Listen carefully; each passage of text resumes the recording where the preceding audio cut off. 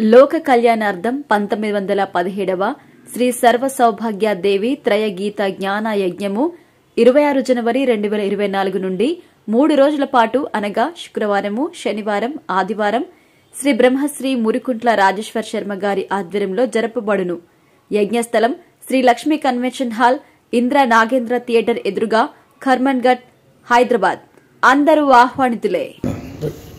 ఓం గణపతే నమః, శ్రీ మాత్రే నమః.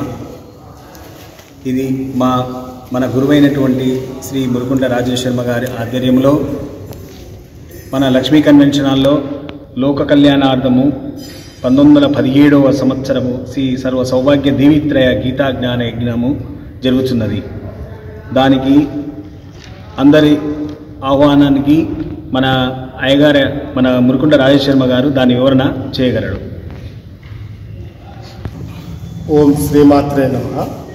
ఈ లోక కళ్యాణార్థం కొరకు చేపట్టినటువంటి కార్యక్రమము మురుగుంట్ల రాజేశ్వర శర్మ గారు మరి గురువారులైనటువంటి వారి చేతుల మీదుగా ఈ కార్యక్రమం ప్రతి సంవత్సరం జనవరిలో కార్యక్రమాన్ని లక్ష్మీ కన్వెన్షన్ సెంటర్లో జరుపుకుంటున్నాము. వారు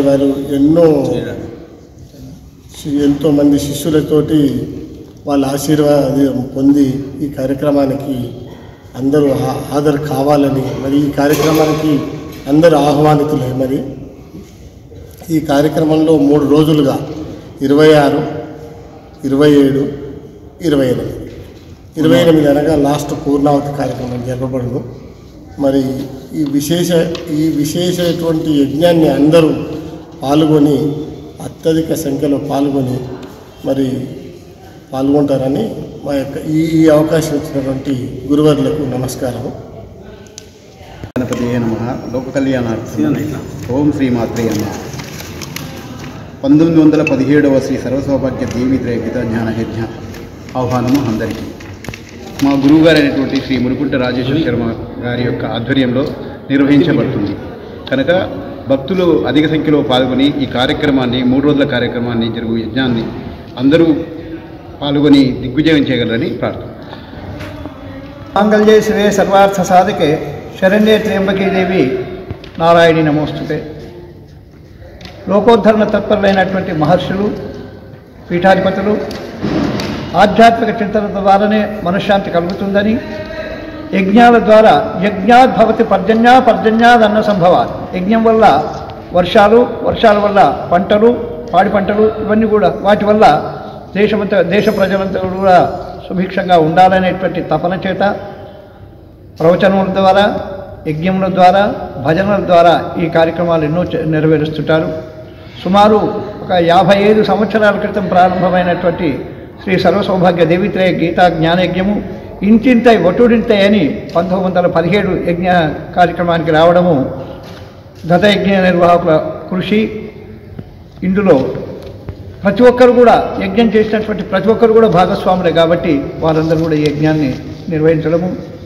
ఈ 1917వ యజ్ఞము ఇంతకుముందు కూడా కరోనా వ్యాధి తీవ్రంగా ఉన్నప్పుడు కల్వకుర్తిలో యజ్ఞం చేసినాం. ఎట్లా అని అనుకున్నప్పుడు మా జూలూరు శ్రీనివాస్ గుప్తా గారు ఒకటే అన్నారు, అమ్మవారిని తలుచుకుంటే అన్నీ పోతాయని 108 హోమగుండాల చేత నభూతో న భవిష్యతి అనే రూపంలో యజ్ఞం నిర్వహించడం జరిగింది. ఆ కార్యక్రమంలో నరేందరు, జూలూరు శ్రీనివాస గుప్తా గారు, ఇంకా చందా భాస్కర్ గారు కొంతమంది ఈ నిర్వహించి బ్రహ్మాండంగా నిర్వహించినారు. అదేవిధంగా ఇక్కడ కూడా 27 హోమగుండాలతో యజ్ఞం నిర్వహించినాము. ఆ యజ్ఞ కార్యక్రమంలో పాల్గొన్నటువంటి ప్రతి ఒక్కరు కూడా క్షేమంగానే ఉన్నారు. ఈ సంవత్సరం కూడా వస్తుంది అన్నప్పుడు ముందు జాగ్రత్తగా ప్రత్యేక మూలికల చేత యజ్ఞం నిర్వహించబడుతుంది. ఈ 3 రోజులలో రేపు అనగా 26వ తేదీ ప్రణవ పతాక ఆవిష్కరణ, అఖండ దీపారాధన, వేదిక ప్రారంభము, కలశస్థాపన, ఋత్వీకరణము, అఖండ దీపారాధన ఇవన్నీ కూడా ఉంటాయి. ఆ తర్వాత అగ్ని ప్రతిష్టాపన, గణపతి, నవగ్రహ, జ్ఞాన సరస్వతి అమ్మవారి యొక్క మూలమంత్ర హవనం ఉంటుంది. ఈ 3 రోజులు భగవద్గీత హవనం ఉంటుంది. 26వ తేదీ రేపు సాయంకాలం లక్ష్మీ నరసింహస్వామి కళ్యాణ మహోత్సవము, సరస్వతి అమ్మవారికి శ్వేత పుష్పార్చన. 27వ తేదీ శనివారము యథావిధిగా మంటప పూజలు, మహాలక్ష్మి అమ్మవారికి పంచామృత అభిషేకము, అర్చనలు, మరి భగవద్గీత హవనము, విష్ణు సహస్రనామ హవనము, నారాయణ మూలమంత్రము, మహాలక్ష్మి మూలమంత్రాల చేత హవనం ఉంటుంది. రేపు ఎల్లుండి సాయంకాలము కుంకుమార్చనలు, సహస్ర దీపాలంకరణ కార్యక్రమాన్ని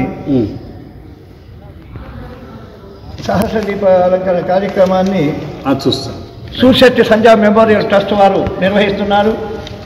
వారు పండ్లు కూడా పంపిణీ చేస్తున్నారు. ఆ రోజు తెల్లవారి 28వ తేదీ రుద్రాభిషేకము, దుర్గా అమ్మవారికి 18 రకాల ద్రవ్యాల చేత అభిషేకము, అర్చన కార్యక్రమం ఉంటుంది.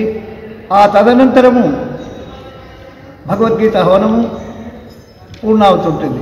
ఈ కార్యక్రమానికి శ్రీ శ్రీ శ్రీ ఏర్పేట్ వ్యాసాశ్రమ పీఠాధిపతులు పరిపూర్ణానందగిరి స్వామివారు, అదేవిధంగా పుష్పగిరి పీఠాధిపతులు విచ్చేస్తున్నారు. రేపు ప్రారంభ కార్యక్రమానికి సరస్వతి ఉపాసకులు బ్రహ్మశ్రీ దైవకీ శర్మ గారు వారు వచ్చి, సరస్వతి ప్రారంభం కాబట్టి ఆ జ్ఞాన సరస్వతి అనుగ్రహాన్ని పొందినటువంటి దైవకీ శర్మ గారు విచ్చేసి ప్రణవ పతాక ఆవిష్కరణ గావిస్తారు. అదేవిధంగా రేపు జాతీయ పతాక ఆవిష్కరణ కూడా ఉంటుంది. మరి ఈ 3 రోజుల కార్యక్రమంలో వచ్చినటువంటి భక్తులకు తీర్థప్రసాదాలతో పాటు అన్నపూర్ణ నిలయంలో అన్నప్రసాదం ఉంటుంది. అదేవిధంగా భక్తులు ఎవరైనా యజ్ఞ కార్యక్రమంలో పాల్గొనదలిచినటువంటి వాళ్ళు పాల్గొనవచ్చు. మరి సాంప్రదాయ దుస్తులు ధరించాలి. క్రమశిక్షణతో ఉండి ఈ కార్యక్రమాన్ని దిగ్విజయం చేయాల్సినటువంటి బాధ్యత మరి నిర్వాహకులపైన, వచ్చినటువంటి భక్తులపైన ఉంటుంది.